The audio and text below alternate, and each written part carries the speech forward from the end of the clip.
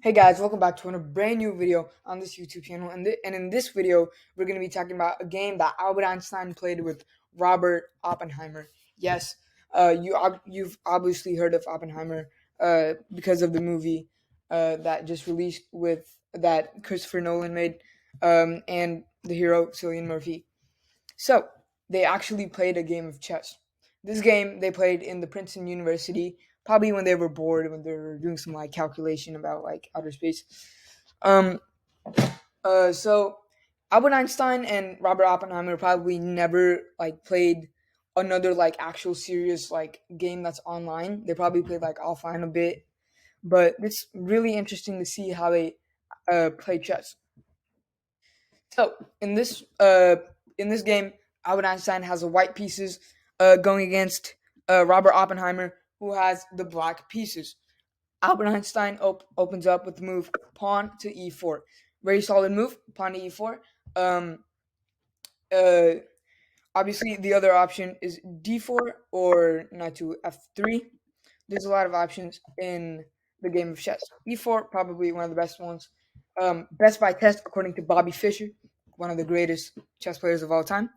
And here, Robert Oppenheimer replies with the move pawn to e5. Pawn to e5, very solid move, obviously. Um, Robert Oppenheimer not going for a more unorthodox setup with the perhaps with the Sicilian defense or maybe the Pierce defense or the French defense or the Caracon defense. But e5 is very, very solid. E5, um, Albert Einstein plays the move knight to f3, pretty standard. The other move here is maybe bishop to c4, which is the bishop's opening, or knight to c3, which is the Vienna game. Knight to f3, knight to c6, pretty standard so far. Bishop to b5. So the main idea of this move is to get ready to castle. And this bishop is kind of annoying because you can't move your d pawns so easily because this knight will obviously get pinned, and you'll probably be wondering what happens. So basically, Oppenheimer plays the move a6 in this position, and you would probably be wondering why can't he just take this knight and take this pawn? In this position, there is the move queen to d4, attacking the knight, attacking the pawn, which is a pawn fork, and when the knight moves, you can take this pawn with check, queen e2, queen takes e2, king takes e2, and white has lost the rights of castling. Um, Black has easy development with bishop d6, knight to f6, bishop to f5, castles, and black is kind of stuck. And black is faster and more comfortable in this position and has a slight advantage. That's why he did not take the knight and instead played the best move, which is bishop to a4, which Albert Einstein has played. Bishop a4, pawn to b5, bishop to b3, which is probably one of the only moves. Bishop to b3, putting an eye on this f7 pawn. Well, that's not the main idea, but it's the thing. Knight to f6, attacking the pawn on e4, and then castles by Einstein.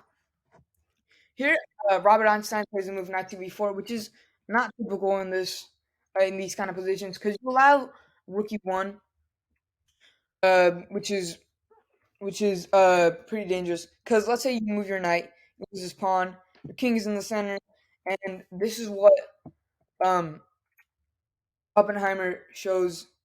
Not Oppenheimer. Albert Einstein shows the weakness of taking the pawn on e4 early on. Knight takes e4, rook e1. If he did not take this pawn and play something like d6, um, so white has a lot of ways of continuing this position. The main one is to play for d4 with c3, which is a common idea in these kind of positions. So a normal position would probably be like, let's say h3 to prevent bishop d4, bishop to b7, pawn to d3, castles, castles. Let's say like knight to a5, knight to a5, bishop c2, pawn to c5, bishop to e3, queen to c7, knight b d2, and so basically white tries to gain an attack and exploit these weak squares on the king side by rerouting the knight to g3, and these are common ideas that happen in the Roy Lopez.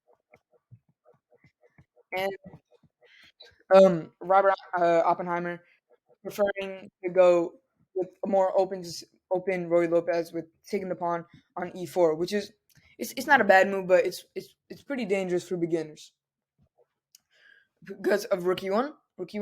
Um, Oppenheimer plays pawn to d5, which is the best move. Here, knight to c3 would be a lot more accurate, attacking the pawn, on d5, and attacking the knight on e4. Instead, Albert Einstein plays the move a4. Here, Oppenheimer has a chance to gain a reasonable edge with the move bishop c5, attacking the f7 pawn with the knight and the rook and the bishop. So here, White has to play a move like d4, knight takes on d4, and this is very tricky to play with White. And let's say you take the pawn, Queen has six, and you're gonna have a lot of problems.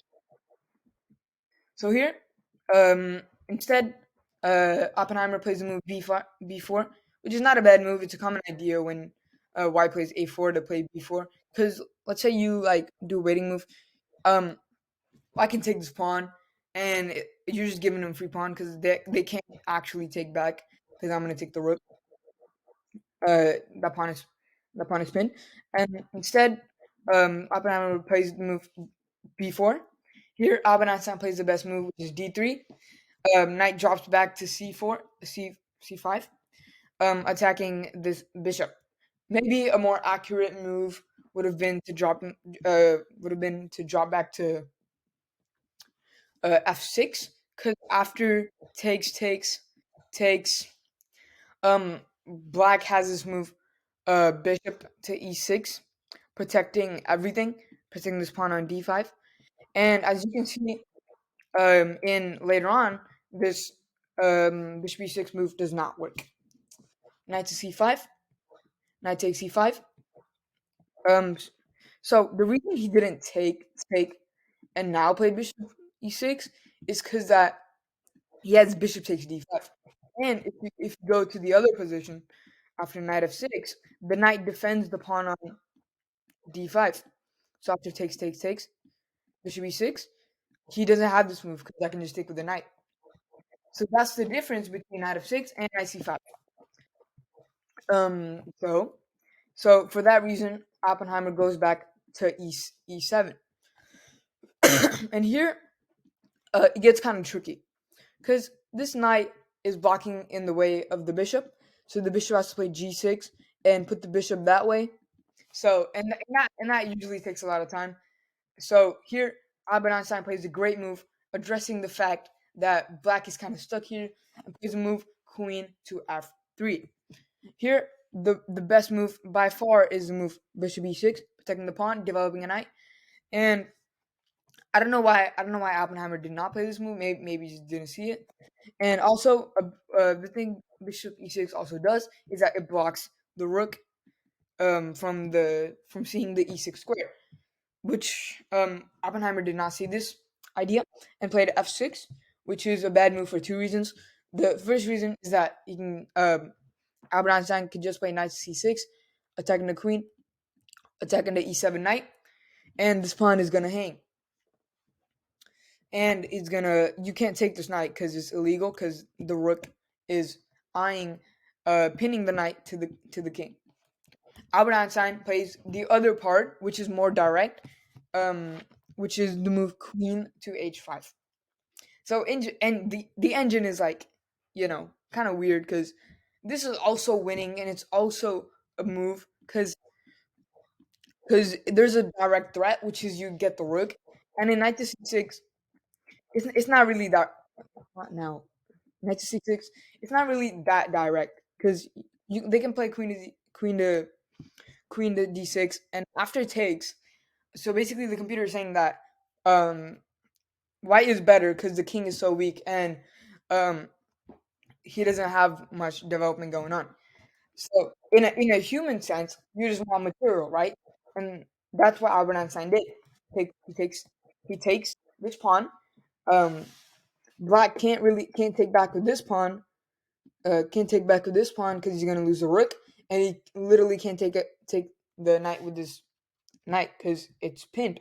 the rook sees sees down the whole king. So that's why taking the pawn on e4 could sometimes be very, very dangerous in these kind of positions. Knight takes g6, h6, g6, queen takes h8. Here, Oppenheimer plays the move knight takes b3, reasonable. Pawn takes b3, and here you should probably play a move like king to f7, stepping away from bishop h6, um, because if the king is on e8, you'll probably get hit with another pin, another putting pressure on the pinned bishop. This game has been a masterclass by Albert Einstein because it focuses on the tactic, which is the pin. This knight is pinned. This bishop is pinned. That pawn was pinned earlier. Uh, they couldn't take the knight because they're gonna lose the rook. So this is a masterpiece by Albert Einstein. Oppenheimer plays the move queen to d6, logical move, trying to play bishop d7 and castle long. And if you're white in this position, you'll probably like try to like complicate this and like try to take it to an end game and try to trade all your pieces or go for a checkmate. The thing you're supposed to do is actually like calm down, get all your pieces out, which Albert Einstein does with the move bishop h6, attacking this bishop on h6. If you're like up a rook or like up a knight or like up a bishop, you need to get all your pieces out, right? See, like these pieces are not doing much, right? You need to get those pieces out, or that the feeling that you have an extra piece is not going to be felt. Let's say you give like let's say you give black like a few moves, right? Let's say you give black a few moves like knight to f5, h5. See, the advantage has, or the bishop is hanging, so like let's say bishop d2.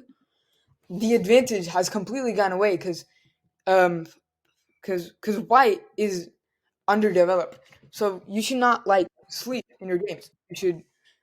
You should do something and get all your pieces out.